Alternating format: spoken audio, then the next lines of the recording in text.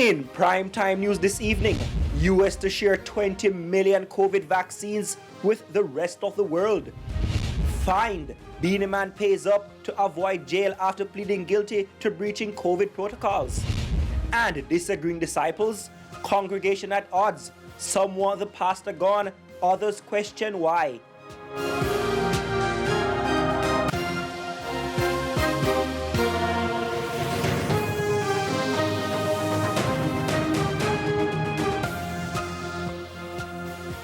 Good evening and welcome to Primetime News. We're on air and online at onespotmedia.com. I'm Janella Precious. Also this evening, the top business stories of the day.